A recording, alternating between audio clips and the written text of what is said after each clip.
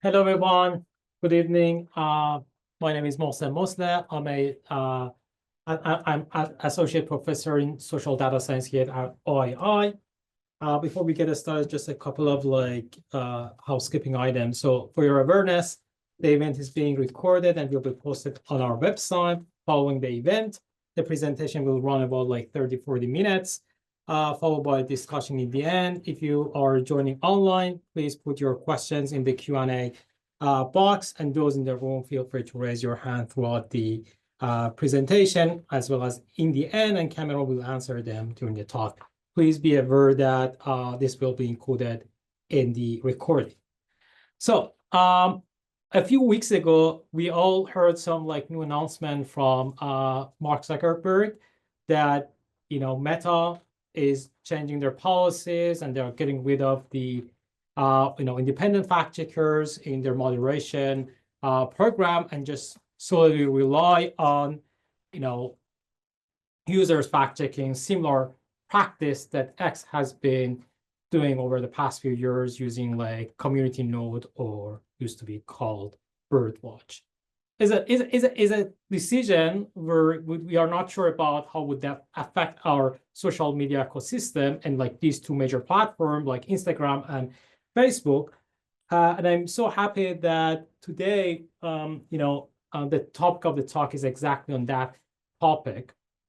So we are very excited to have Cameron Martel, who's gonna present some of his work on, using crowd check, fact checking, as well as community node style to do fact checking and content moderation online. Cameron is an incoming professor in Carey Business School at Johns Hopkins University. He's graduating from MIT Stone School of Business from the marketing group.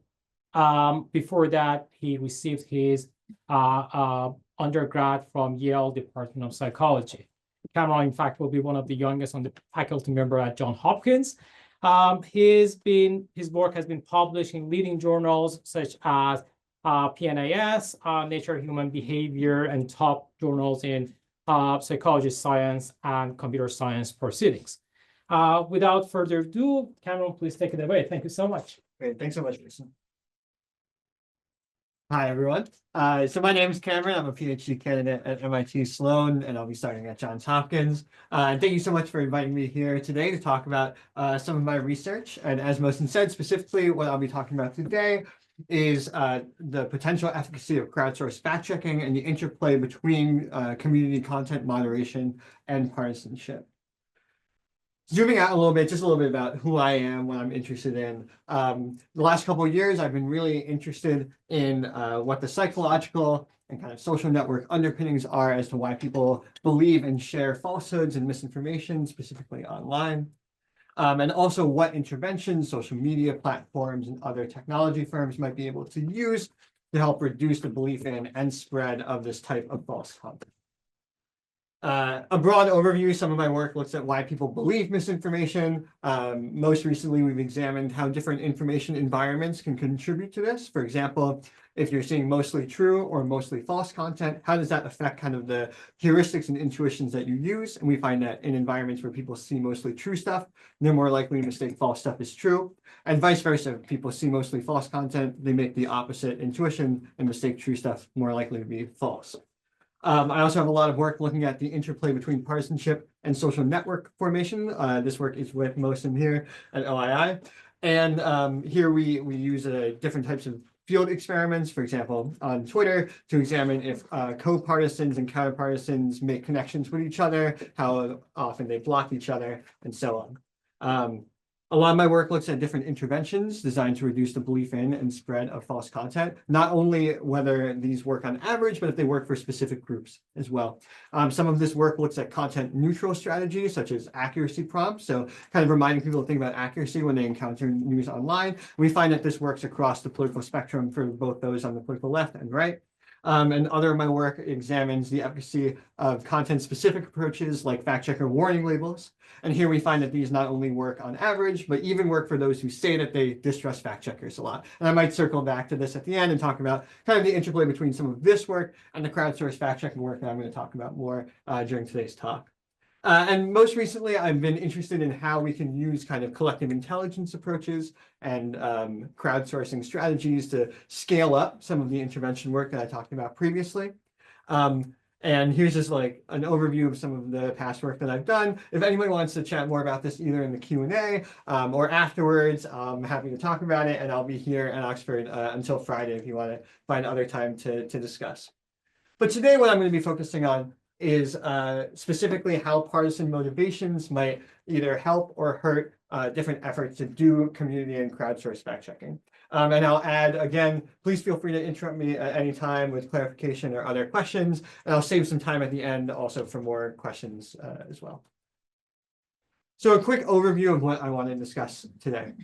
First, I'm going to give some background on why we should think and care about crowdsourced fact-checking, perhaps now more than ever.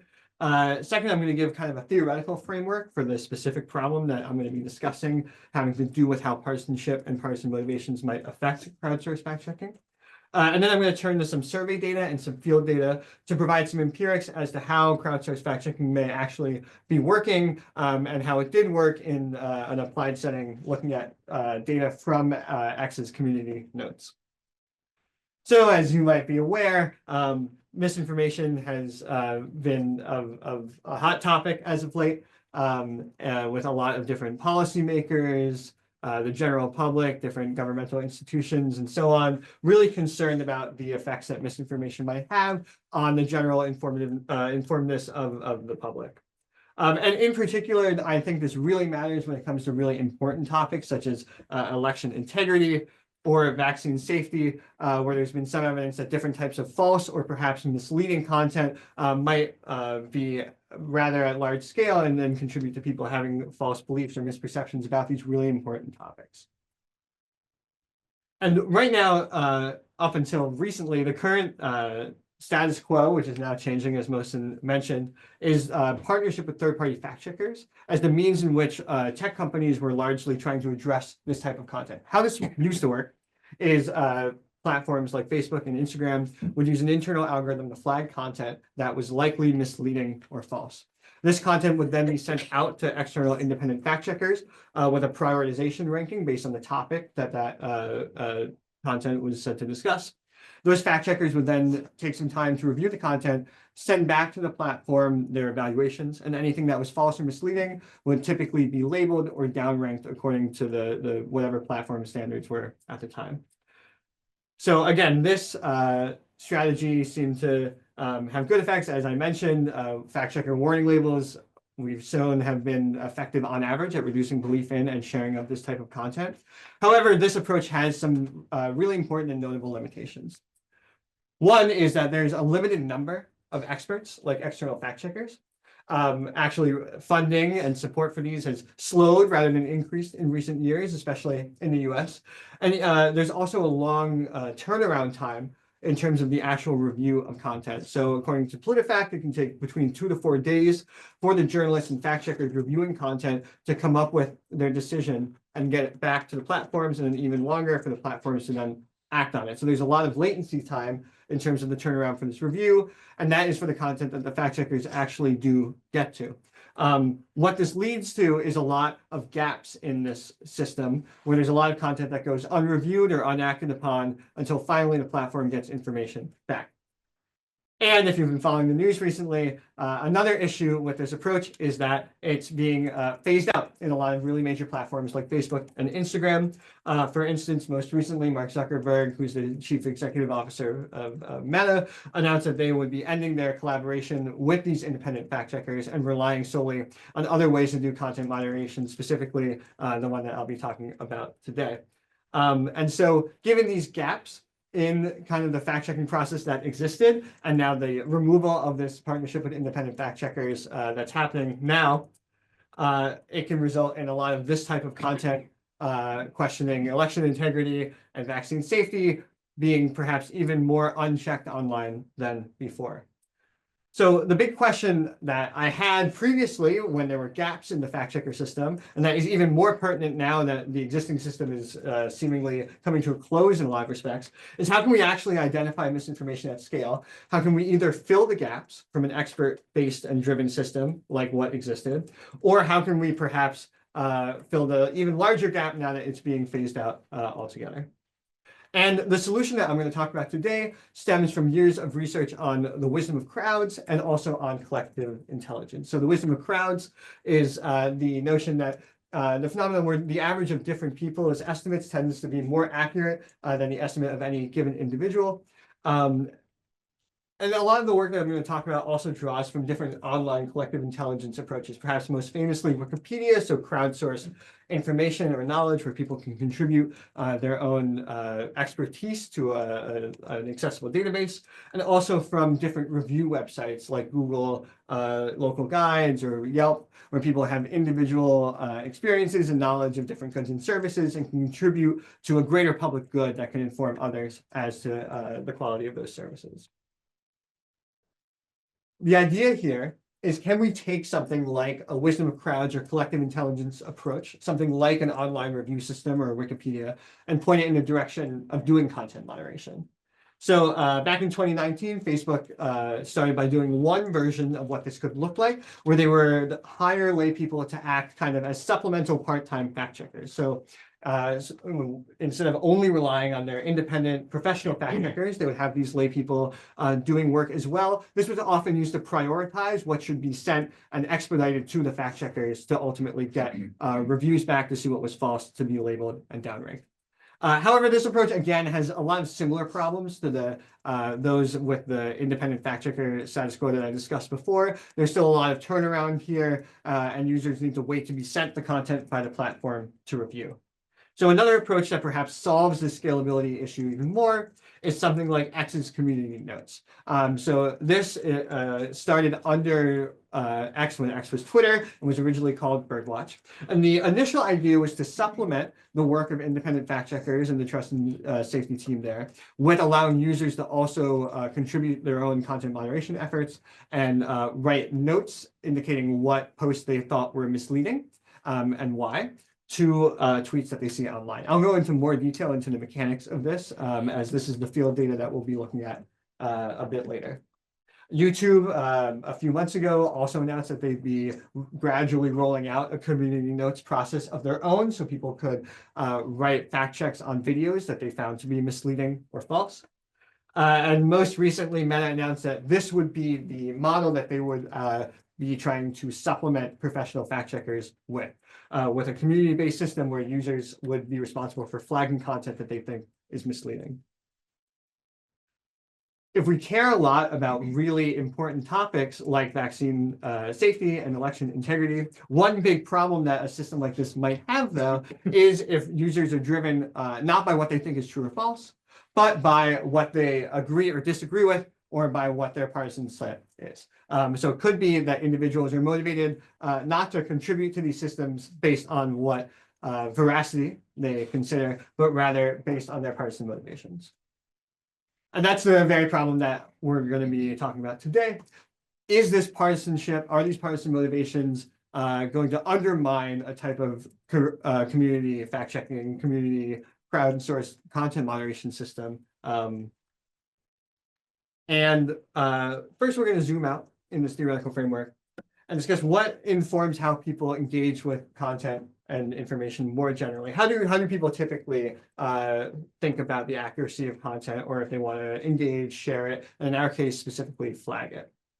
And a lot of work in behavioral science and psychology and political science considers individuals to be motivated reasoners and motivated consumers of information. What this means is that individuals, when they encounter information, have priors that they want to hold on to.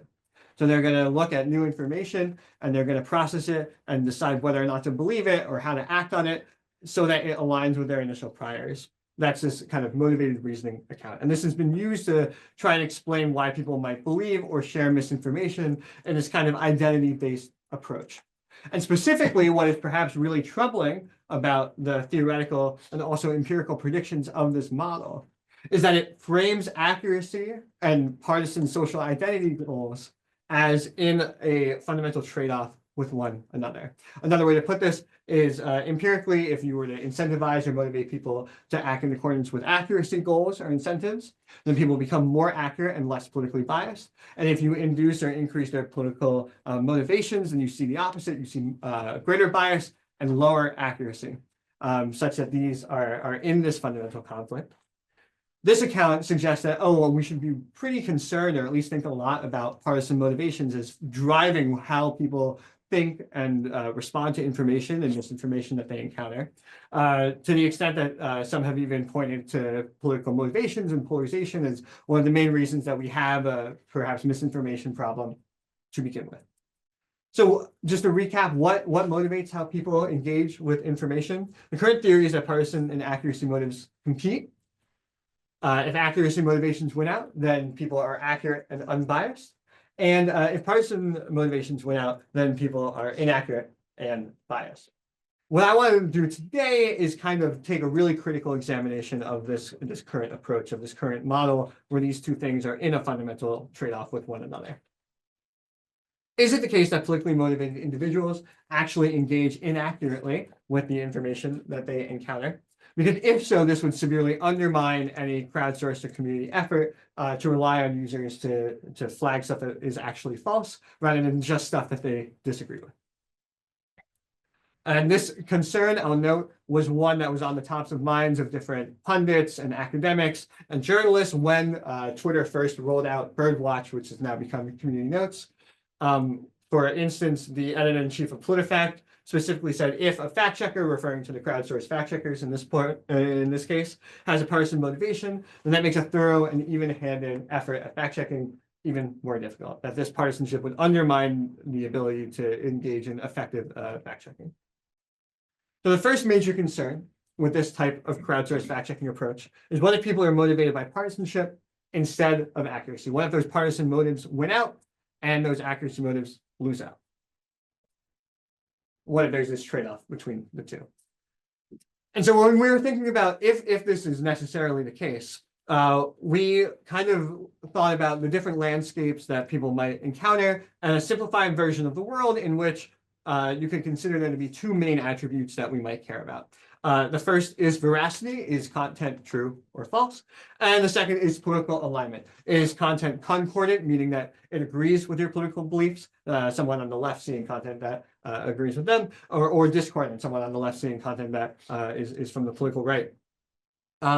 And again, we dichotomize here, and I'll dichotomize throughout the empirics of the work as well. There's a lot of space in the middle where these are continuous scales and can be addressed accordingly. But I think it's good at least to assess whether these systems are working to dichotomize as we do here. So if everyone were angels and you had an ideal content moderation system where people really are just flagging the stuff that is false, that could look something like this, where those angels are just going to flag the concordant false and the discordant false stuff, because they only care about flagging false. That's if the accuracy motives win out in the trade-off model that I proposed.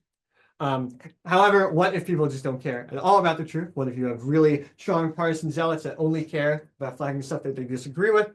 This would show you a universe where only the discordant stuff is flagged, and that is regardless of the underlying veracity. And this would be bad because now the discernment between what's being flagged is as poor as it can be.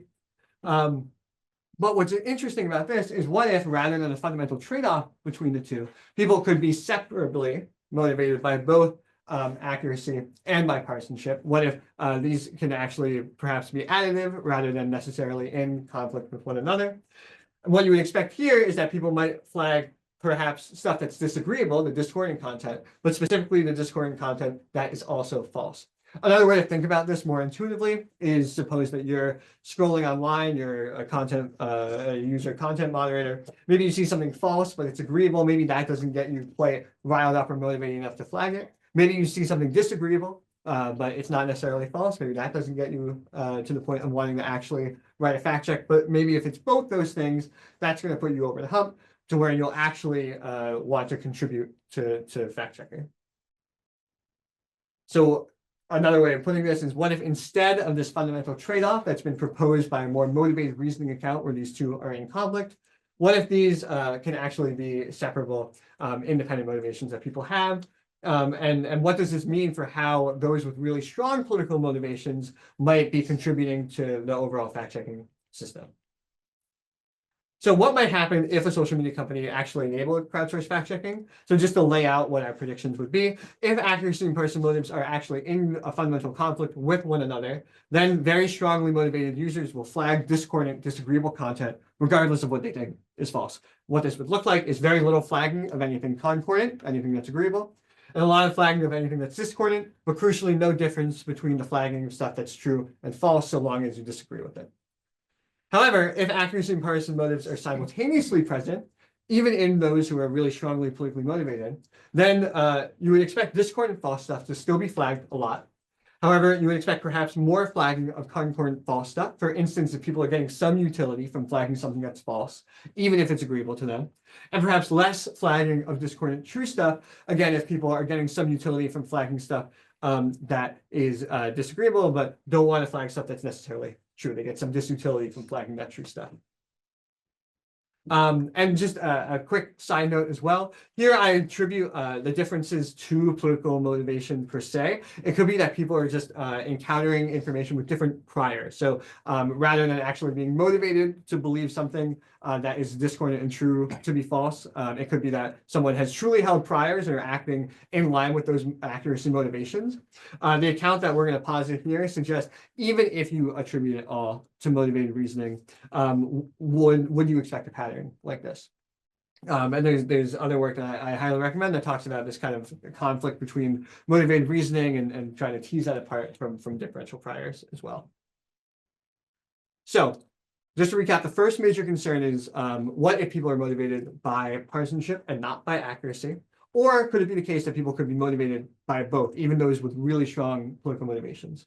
A second major concern that could doom our crowdsourced fact-checking system is that it introduces a public goods problem. So writing fact checks, it takes time, it takes effort, but it can provide a really large benefit to others if you're writing good, helpful fact checks. What if nobody flags anything at all? And there's a lot of work from the reviews literature suggesting that very few people write online reviews. It's really a very small minority of consumers who do so. And again, was talked about when Twitter rolled out this birdwatch system as well. What if people just aren't motivated to flag anything at all? Again, this has a lot of evidence dating back to reviews where it's really only the people that have really strong extreme experiences with products, whether they be good or bad, who take the time and effort to actually write reviews about them. And this suggests that perhaps politically motivated users might be more likely to write fact checks at all because they have more of this motivation to do so, to fact check. And this could be for a lot of reasons. They could have greater political animosity. They might just have greater news knowledge, greater interest in politics, and so on. But we might expect these users to perhaps be helping solve that public goods problem to some extent. That said, it really matters if they're doing a good job. So do users higher in this political motivation flag content just because they disagree with it or because they actually think it's inaccurate? Are they doing a good job? And do these users that are higher in political motivation, do they participate more in online crowdsourced fact checking? And so to answer these questions, we're going to turn to two data sources. The first is from an online lab study that my colleagues and I conducted in a simulated newsfeed. And the second is looking at social media field data from X's community notes. And this is going to be from the initial rollout, the first 6 months of Twitter's Birdwatch, which I think is a really, now is a timely time to talk about it, which is perhaps shortly before Meta is going to unroll the first batch of their community notes version soon. So next, looking at the survey data, what we did was recruit a little bit over 2,000 Americans on the platform Lucid. So these are quota matched on national demographics like age, race, and gender. We told users, hey, we're going to give you a chance to help out social media companies in identifying what is true or false on their platforms. We're going to show you a newsfeed, and we're going to give you the ability to flag stuff that you think is false or misleading. And then if you do so, you have to write a free response note as to why. And this is to kind of mirror the community note system that's in place. Crucially, what we tell participants is they can just scroll past anything that they don't want to flag. We were really explicit in saying that we're MIT researchers. We're actually like in some partnerships with social media companies, and this was to try and increase the why people should care about flagging and perhaps flag in a way that's more externally valid as well. What participants then saw were, in a random order, 30 true stimuli balanced on their right and left leaning based on pretesting, 30 false stimuli, again, balanced on right and left lean, and 20 kind of entertainment, more control stimuli, just to make the feed not only political content and kind of see what's happening to this type of neutral stimuli that you might expect in your feed as well. What this looks like in practice is this type of scrollable feed. Users can scroll through, read lots of posts, and they can just skip past anything that they do not feel like flagging as false or misleading. Once they do encounter something that they think is false or misleading, they can click the flag icon, and then they're required to write at least a few words as to why. And this is to impose some cost to more mimic the public goods problem part of the crowdsourced system that we want to see what happens. So what does overall flagging look like? Again, on the x-axis, I'm going to show you something really similar to before. We have entertainment, concordant true, and concordant false. Again, this is the stuff that's agreeable to you. And then discordant true and discordant false. This is the stuff that is politically disagreeable to you. What we find, as you would expect, is very little flagging of entertainment and concordant true content.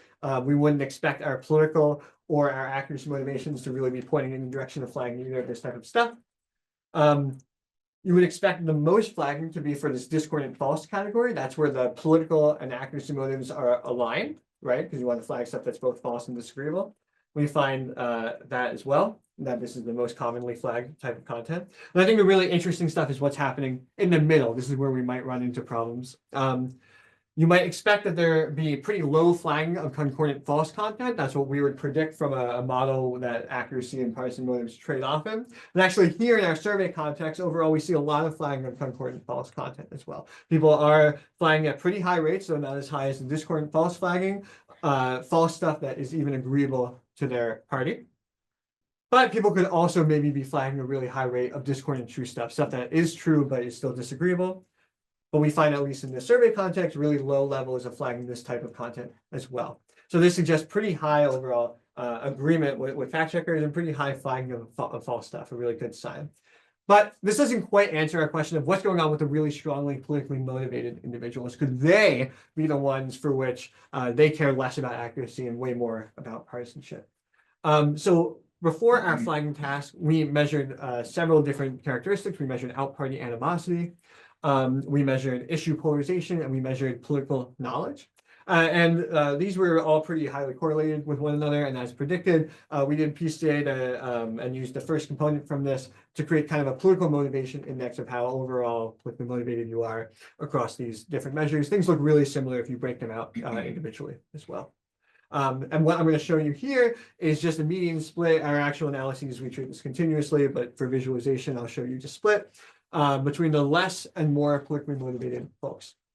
We find, as expected, very little flagging of entertainment and concordant true stuff, a lot of flagging of the discordant false, but specifically, it's these highly politically motivated individuals who are doing the bulk of the work in flagging this discordant false stuff. So that's great, suggests that they're doing a good job here, but what's happening in the middle? Perhaps it's these less politically motivated folks for which the concordant false flagging is being driven up, but actually we find that it's still the more politically motivated folks who are contributing more of even this concordant false flagging. And as expected from our overall snapshot, very little flagging of discordant true stuff as well.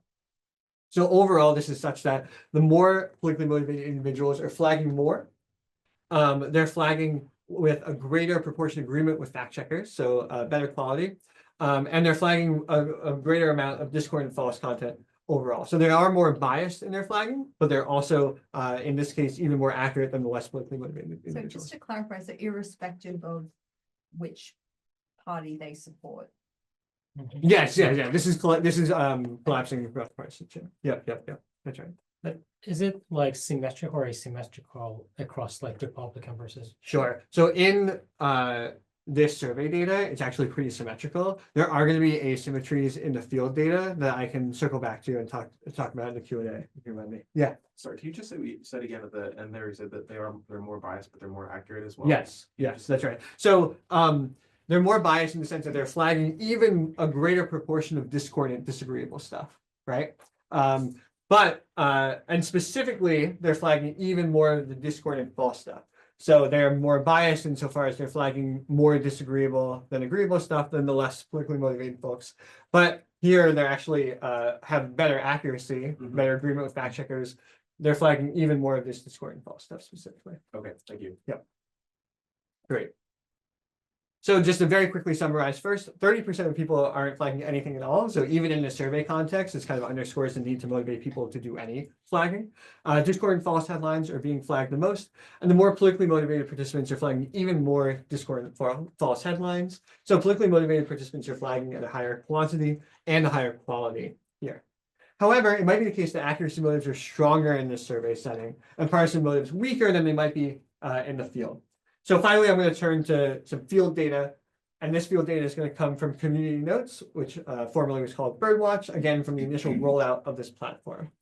And how Community Notes works is users, when they come across a tweet, can classify it as either potentially misleading or not misleading. We're going to focus on the potentially misleading to make it analogous to our flagging context. And over 90% of this initial rollout were potentially misleading classifications. It was basically being used as a flagging system. And how this works is you see an initial tweet, you can then flag it as potentially misleading, write your free response fact check here. And also there's a whole helpfulness rating system that we don't talk about here, but I'm happy to discuss in the Q&A kind of how they use that helpfulness rating in their aggregation of what to actually surface to people. What I'm going to talk about here are just the classifications. So overall, kind of ignoring how they're going to aggregate and post what to show. Just are the inputs to the system any good? Are people flagging stuff that's actually false, and what kind of stuff are they flagging? So we're going to take a look at a data set of over 4,400 notes on a bit over 3,000 tweets, specifically on the notes that were classifying tweets as potentially misleading. First thing to note, of the 4,000 users that were initially in the program, only a quarter did anything at all. Again, kind of underscoring why it's so important to figure out who's contributing and why they might be contributing. We then hired 2 fact checkers to evaluate a subset of tweets, about 460 of them. And we classified these tweets as false if at least one fact checker said it was potentially misleading, true otherwise. And this is because the criteria was really about misleadingness rather than strict falsity. We then estimate the partisan lean of each of these tweets based on mTurker ratings. And then we infer the partisanship of who wrote the note based on who that note writer followed. So we had from Twitter a set of IDs so that we could link the note writer ID to their actual Twitter ID, and then could use their profile to infer their partisanship. Finally, we can classify content as either concordant or discordant based on the match or mismatch between the inferred partisanship of the note writer and the mTurker classified partisan lean of the tweet itself. So what does overall flagging look like? Again, we find a very little proportion of flags are on concordant true stuff.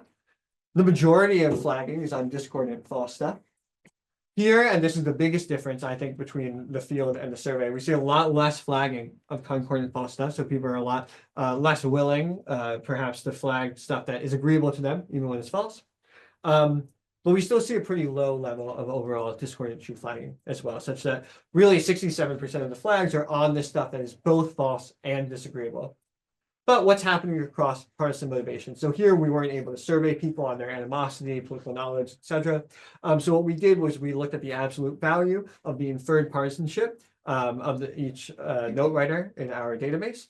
And then this gives us a measure of how politically extreme the user is. Again, I'm going to just dichotomize this political extremity measure. I'm going to show you how the less and more politically extreme users are flagging. First, as expected, we have very little concordant true flagging. And again, we have the most discordant false flagging, and specifically, it's the more politically extreme users who are doing even more of this flagging of false and disagreeable content. When it comes to concordant false content, there's very little flagging by both less and more politically extreme folks. And finally, the thing that we might be most worried about is if discordant true flagging is higher or a problem for the more politically extreme users. And although we find a small increase here, this increase is offset by the amount of discordant false flagging, such that in a linear space, there's even greater flagging of the discordant false stuff than there is an increase in the discordant true stuff as you increase in political extremity. So another way of putting this is the more politically extreme folks are writing way more flags. They're contributing more to the overall fact-checking system. They're contributing a greater proportion of discordant flags, so they're more biased, as I discussed before, in this way. But there's no evidence here in a difference in actual agreement with fact checkers. So their actual discernment is similar, and that is in like a proportional space. And there's even greater flagging of discordant false tweets relative to the increase in flagging of any other type of tweet in a linear space, such that this system is still producing really high quality outputs and at double the rate of the less politically extreme users. So to summarize, 80% of potentially misleading notes were for tweets that were evaluated by as misleading by at least one fact checker. So there's 80% agreement on average between our community fact checking and our two fact checkers here. And the more politically extreme users had similar agreement, so both were about 80%, but were contributing double the note. So if you're designing a system like this, your intuition might be that you want to get rid of the partisan zealots from the system, that they're going to screw things up. And you might think this, especially if you think that there's some trade-off between accuracy and partisan motivations.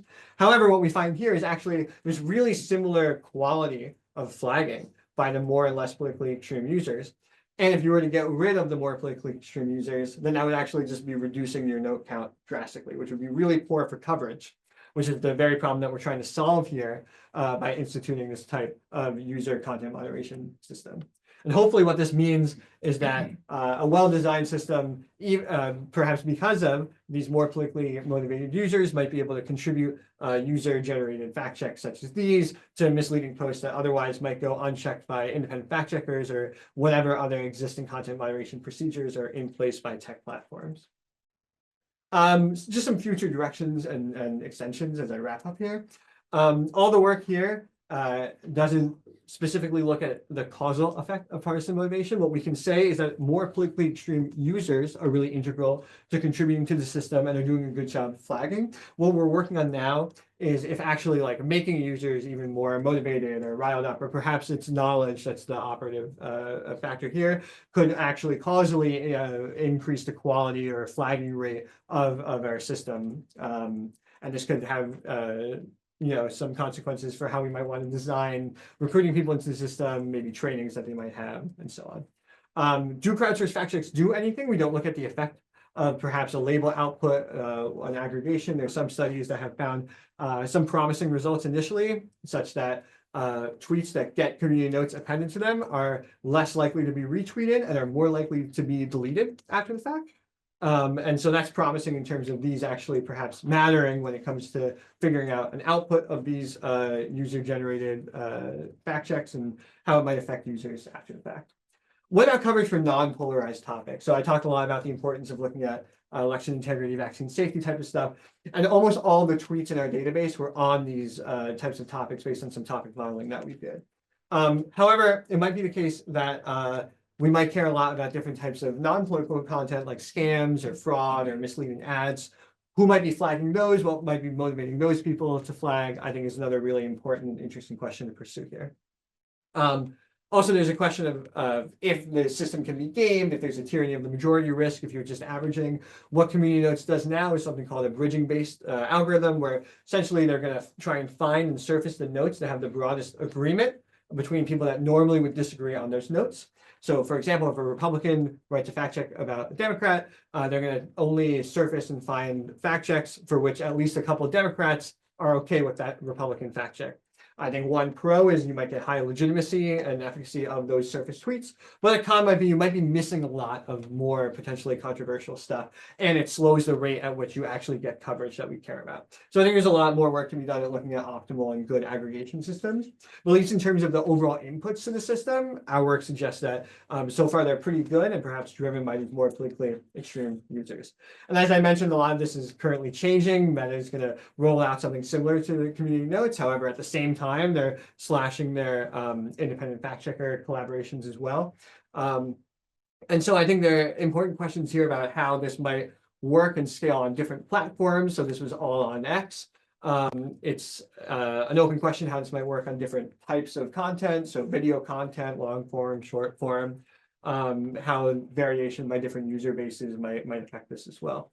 And then finally, I think this is a really important question and thing to close with, is how can crowdsourced fact checking best be combined with rather than used as a supplement for other types of content moderation and interventions? So As I mentioned, Meta and what X has already done are ending their traditional fact checker collaborations and just trying to rely solely on this user-based fact checking system, even though it was designed initially to just fill the gaps of their existing practices.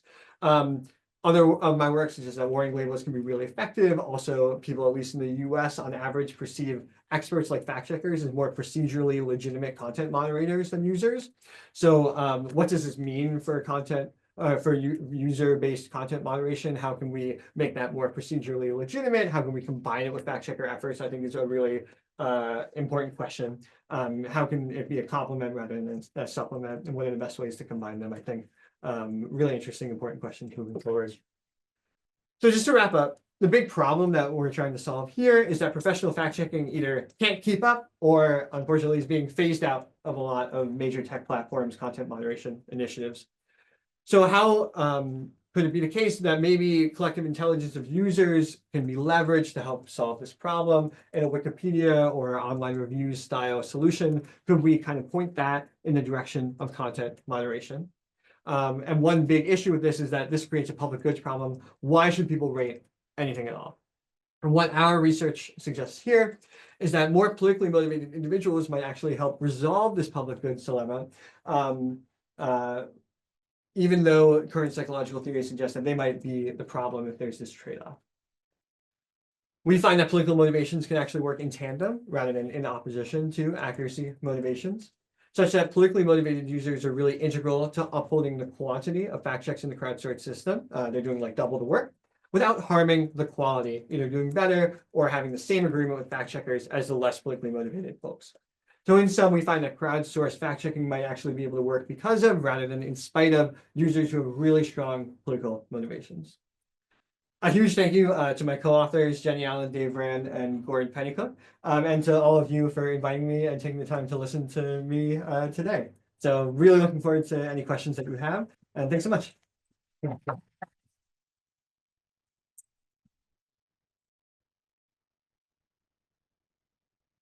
Thanks so much. That was great talk, a lot to take in. I have just a question, perhaps something that's not super intuitive to me, hopefully you can clarify. You talk about partisanship and accuracy motivations, but it's not entirely intuitive why accuracy would be a motivation in that. I mean, accuracy seems like the kind of attribute you say it was either true or not, rather than a motivation. If I let's say I'm an anti-vaxxer and I see an anti-vaxxer post, I don't know that it's false, but I believe it to be true. So it's not necessarily a motivation, but a kind of like post hoc thing of that was false, by the way, your judgment. I see, yeah. I don't understand. I get the partisanship, obviously, but I don't see how accuracy itself is a motivation rather than just a state of whether you were correct or not. I see. So yeah, I think there are two different constructs here. I think one is like the fundamental underlying accuracy of the post or claim. In terms of an accuracy motivation, we find in work that looks at why people share content, for instance, and ask people like, what are the features or aspects of why you would want to share it. And one of the ones that we find is that people report really wanting to share accurate content.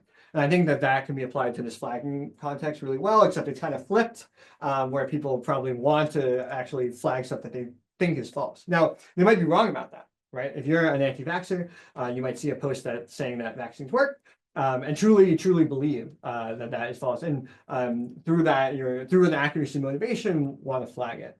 What we argue here is that even if that is the case, we find that there's good enough actual discernment of what is true and false based on our fact checker ground truth, that people still seem to be doing a good job. We chalk that up to this kind of partisan motivation, and perhaps you could think of it as kind of the partisan motivation comes first, informs your priors, and then these differential priors are what's differentiating the accuracy. Well, at least what we find here is evidence that it's really this combination of the two. First, that the accuracy motivation seems to be the case because in general, if people are able to discern what's actually true and false, you would expect more flagging of false stuff, which is what we find. And then second, we find evidence for the partisan account because people are mostly flagging the disagreeable stuff. But yeah, I think that's a really good point and distinction between like the underlying accuracy and then this accuracy motivation of people actually caring about what is true or false. Yeah, thanks. Great talk. I thought it was Thanks. very interesting. So your results left me with a feeling that it would be important to have similar numbers of politically motivated people on both sides. I'm gonna hear, I just simplify, I'm assuming there's two sides, I suppose. Mhm. Do you have a sense for whether there's like a ratio at which community-based fact checking would tip over into being less accurate if you had too small a number of partisan people? Yeah, that's interesting. So one thing I'll clarify is the data that we're working with here from the first 6 months, they did invite an equal number of Democrats and Republicans in the US to contribute. So it was this kind of balanced sample here. The first point is a balanced sample might not be ideal or even the least biased in a real sense. For example, and some of Wilson's recent work speaks to this a little bit, if one political party is producing more misinformation, then actually if you create an artificial balance when there's an imbalance in the production of misinformation, then that might not actually reflect the generative process of there being misinformation. So maybe you want something representative and so on. Now that being the case, I do think that the main problem that you would encounter with something being with one political party perhaps being too underrepresented is if you're trying to do a bridging algorithm where you're only surfacing the stuff that reaches consensus, you might never be able to hit that threshold if you don't have enough, if you're kind of different parties that you need agreement on don't see or aren't exposed to that opposing fact checking as much. So, for example, if you're getting lots and lots of Republican fact checks, and there just simply aren't enough Democrats to upvote or downvote Right. the Republican fact checks, that would kind of make the aggregation part of what they're doing fall apart. Right. In terms of the actual underlying, if you look at the inputs, what we find in work where we show people and they don't have the option whether or not to rate stuff, but we just say, is this true or false for a bunch of posts? We find in this more canonical wisdom of crowds paradigm that once you reach crowds of about 20 to 25 people, you kind of get an asymptote that agrees pretty highly with fact checkers, such that the crowds are going to agree with fact checkers as much as fact checkers agree with themselves. So I think that the actual number that you need if you're just aggregating is pretty small, so long as you're getting some sample, and this is true, we find for both like samples of Democrats and Republicans, you kind of get this agreement. But I think it would the main issue that you would face is in trying to then do something with the inputs. In terms of the raw inputs, I think once you have about 30 people, it's probably going to asymptote a bit depending on who those people are. For example, more politically knowledgeable people have higher agreement with fact checkers. Yeah. Yeah. Thank you. Can you have a look at the questions? Oh, yeah. Let me take a look. Yeah. Oh, here's the mouse. Great. All right. How might algorithm-driven content algorithm-driven content selection influence user behavior in this content? For instance, if the algorithm predominantly shows posts that align with my views, I might not question their accuracy, leading to a decreased likelihood of contributing fact checks. Right? So, one big difference between the field study and the survey study that we have is in the survey, we know exactly what people saw. We like have a denominator for their posts. We can say what proportion of stuff they flagged. In the field, we don't know what people saw. We only know kind of the positives, whether they be true positives or false positives. So in this question, they suggest what if people are only seeing stuff that they agree with? I think that probably is the case for what was happening in the field based on a lot of evidence that we have of like social connection and also like, people's media feeds that they opt into. And so you might expect that in that case, you would get even more flagged of the concordant false stuff.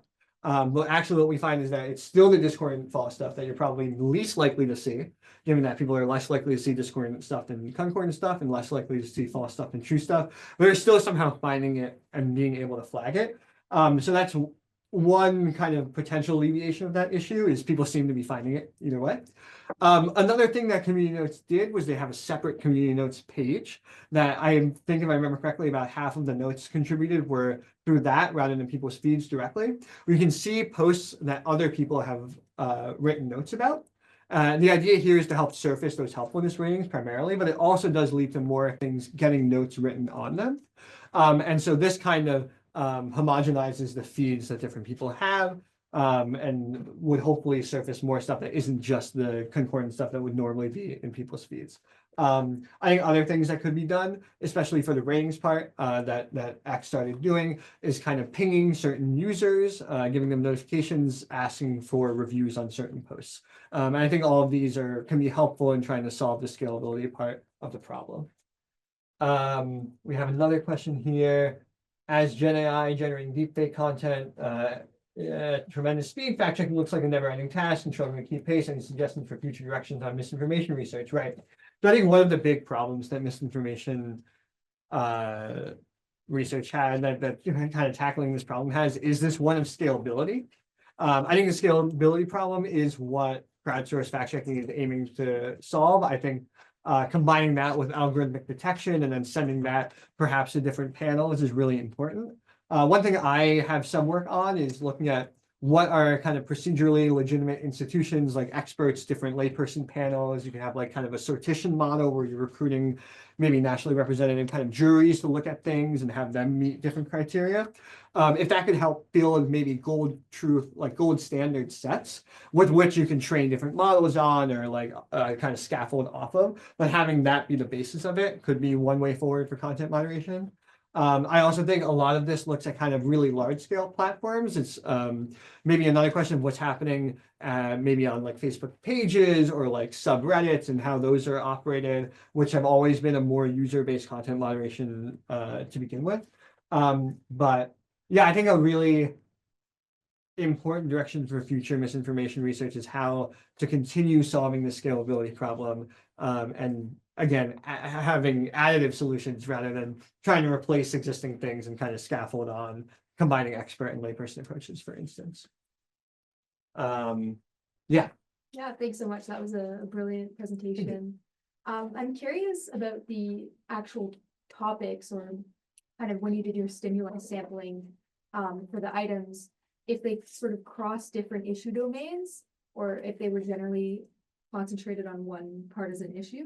Yeah. And what you would kind of extrapolate based on that in terms of these kind of findings being maybe issue agnostic or not. Yeah, yeah. So I think one thing to note is this is all very much focused on political news.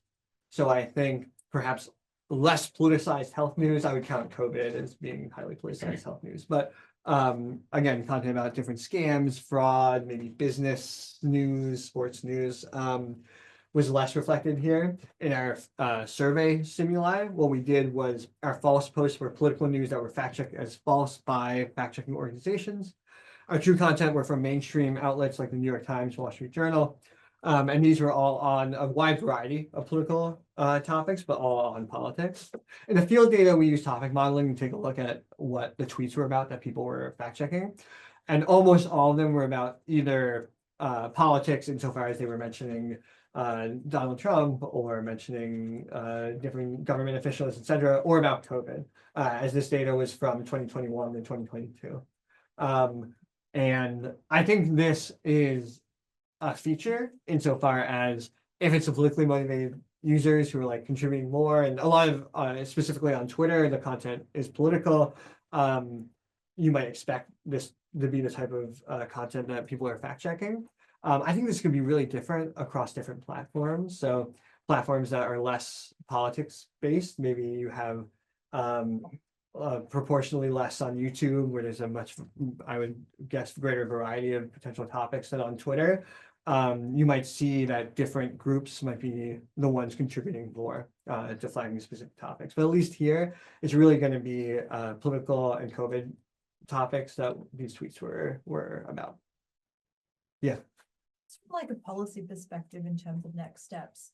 How does the general consumer know whether these programs are working or not? And, you know, are there calls around sort of broader external, you know, health checks or sort of ways that, you know, users can independently understand the health of these platforms? Yeah, I think that's a really great question. So one good thing about community notes is, interestingly, even though Twitter's academic API is gone, what community notes has done is actually make almost all their data publicly available, including their algorithm for which they're surfacing notes and a whole data set of everything that's been flagged and when it surfaces. I think that's really great. I think that's a really good model actually for these platforms. Hopefully when Meta enacts their version of community notes, they will do the same, although I have my doubts based on Meta's past transparency efforts. One thing that they don't release is the kind of IDs that we used here to link it to the user profiles. But I think even without that, that's a really good first step that you can identify kind of what's being flagged and at least who's continually flagging it, how many different unique people are moderating. There are other really nice approaches for inferring news quality by domain, also by user, of like kind of the quality that people are tweeting. I think combining that with like either scraping or pulling data from these sites and looking over time at kind of the quality and is another good step. But overall, I think transparency efforts like the ones that Community Notes has is really nice for when they roll out a new system that's really highly dependent on how the algorithm's designed for what they're surfacing. Making that publicly available is a really good first step. Yeah. Thanks. Brilliant talk. I think it's amazing work. Also a lot of work, obviously. I have two questions. One is about the measurement, the field data, measure the community fact checkers, their partisan, whether they are high Yes. or low, like political extremism, basically. How did you do that? Yeah, so what we did was we used a measure that's been used for several years now that essentially looks at elite, like political elite and news outlets that these people retweeted. These outlets and elites have been classified as either more left or right leaning, and this has been compared to self-reported survey data that links the IDs of people to these of who they followed, and then has their partisanship so validated in that way. So we look at for each user using their unique Twitter identification, who they follow. And then if they follow a lot of, let's say they follow like Fox News and Donald Trump, that's going to make them more likely to be inferred as a Republican. And if they follow more Democratic users and like New York Times, that's going to make them more likely to be inferred as a Democrat. Then what I showed here was just the absolute value of that measure to get political extremity. And then remind me at the end of your next question, I'll show you the partisan difference that we see in the field as well. Cool. Thanks very much. Next question, more about how the community notes work, the mechanism. From the example, I saw like a lot of community notes, they come actually with a fact-checking link. So I'm wondering, is that it's more like a topic about whether it's a replacement or it's like a supplement. So if community notes, like the most valuable community notes, have to link with fact-checking notes, which comes from third-party fact-checking organizations. So I don't see how this can be a replacement. So for the Meta's applications. Yeah, that's a really good question. Motion raised a really similar question that recently. Have you looked into it yet? Yeah, I mean, we did that. So I think like 1 or 2% of this like community nodes rely on third-party fact checker, but it's like still a good amount.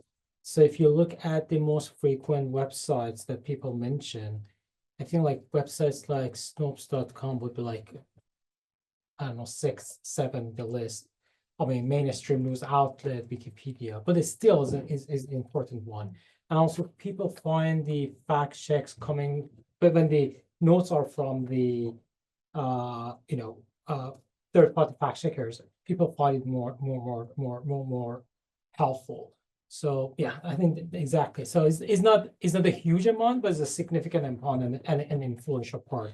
So the question remains that like because indirectly it affects like professional fact checkers because some part of their financial support comes from Meta indirectly, like through different foundation, and also like when the big platforms are not investing in them, they're not using them as much as they used to be. Like it's kind of like put them in a more weaker position. So indirectly, and this is also not also from like observational standpoint, but also like from causal perspective, you can use this like as external shock.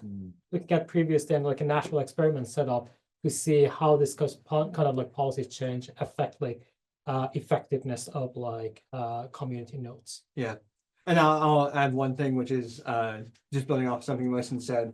One of my other colleagues looked at this a little bit recently too, and it was not that many, a rather small proportion of notes have links. Then conditional on having a link, a decent amount are fact-checking links. And if you look at the subset of notes that have been evaluated as helpful, such that these are the ones that actually surface for other users to see, is an even greater proportion. So it's disproportionately affecting the best notes. So that is where the problem might be. It's still not a huge overall number, but Yeah. it's bad that it's in the good stuff that it's affecting. Yeah, thank you very much. Yeah, I think we need to We're gonna wrap up. wrap up. I mean, we need to wrap up officially, but feel free to stay around if you have- Sure. The last thing I'll show very quickly. Sorry. The last thing I'll show is actually. So this is what the field data looks like. Just in a continuous space where we're gonna see political extremity on the x-axis. There's very little flagging for the least politically extreme folks. The most flagging for the most politically extreme, and specifically it's the discordant false stuff that's being flagged. But what we're gonna see is that there is this noticeable difference between more left-leaning and right-leaning individuals. So the negative score is going to be more left-leaning, the positive score is going to be more right-leaning. What we see is that as you increase in left lean, you're going to get that increase in discordant false flagging, but you don't see the same increase in discordant true flagging. What you see on the right is an even bigger increase in the discordant false flagging, so that's actually really good. But then this is where you're going to see that increase in the discordant true flagging as well. Again, in a linear space, the discernment is even better because you're flagging an even greater proportion of discordant false stuff. But if you're worried about these kind of false positive hits, this is where they're coming from. They're coming from people, the most active people on the political right. But so long as this difference is here, and you have an aggregation system where perhaps you're able to kind of filter this out in various ways, perhaps through agreement, perhaps through other mechanisms, perhaps using experts. I think this still shows promise overall, even for this group that you might be most concerned about. Thank you so much. Thank you so much, Cameron. Thank you.